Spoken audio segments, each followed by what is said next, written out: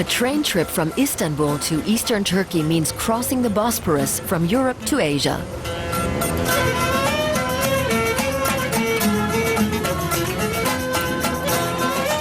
Morning commuters getting off the ferry are all headed for the nearby Haydarpaşa railway terminal, a splendid neoclassical structure designed by German architects. The station recalls the early days of the Anatolian railway. And so do the ticket prices. A trip from Istanbul clear to the other end of Turkey costs the equivalent of 25 euros. The train is called East Express.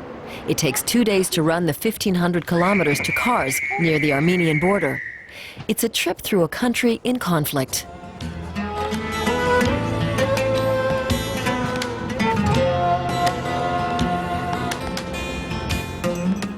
In the baggage car, the conductor and other rail workers nourish themselves for the long journey with olives, tea, and Turkish feta cheese. Many of the passengers are young people, including a troop of Boy Scouts. Most of them are heading for Ankara. In Ankara, we want to visit the mausoleum of our country's founder, Ataturk.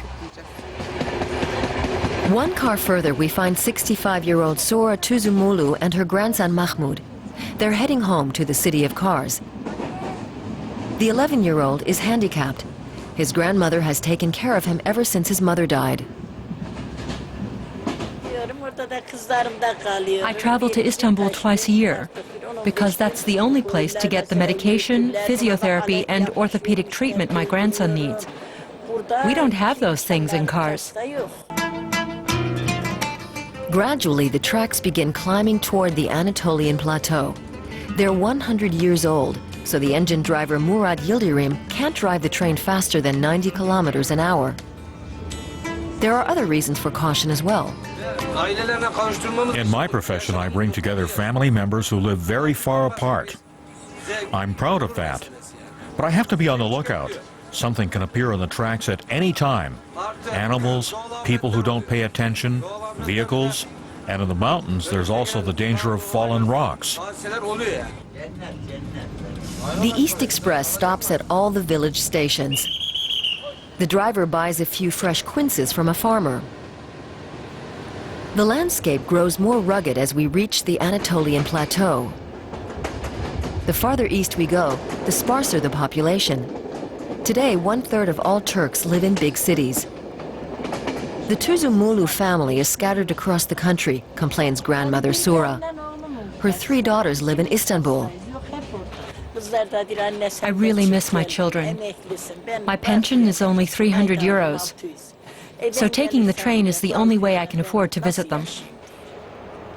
7 hours out of Istanbul, the train pulls into Ankara, the capital. The couplings are inspected. Turkey's trains are outdated. The government has promised to modernize the railway, but it hasn't happened yet. And so the journey continues at its moderate pace. The next morning, we're at an altitude of 1,500 meters, surrounded by the harsh beauty of eastern Anatolia. Sura Tuzumulu puts the new orthopedic shoes from Istanbul on her grandson Mahmud. They have another 10 hours on the train before they reach Kars, and a bit of exercise is a good idea. It's already evening when the East Express finally reaches its destination, the city of Kars. It's been rolling for 40 hours. Mahmud and his grandmother are finally home.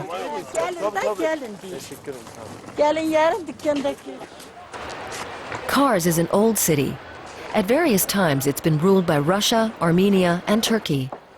The border to Armenia is closed, which is part of why Kars has not shared in the economic growth Western Turkey has been enjoying. Most of its population is Kurdish. Those who do have jobs live from livestock trading or skilled trades.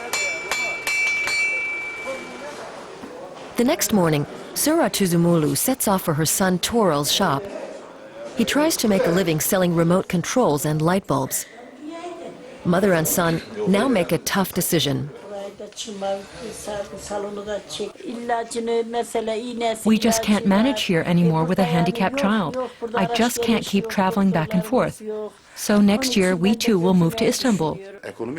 It's simply too hard to make a living here. I have to try my luck in Istanbul, or I won't be able to keep paying for my son's therapy. Every day, people in Anatolia, like the Tuzumulus, pack their bags, board the East Express, and head west to try to improve their lives.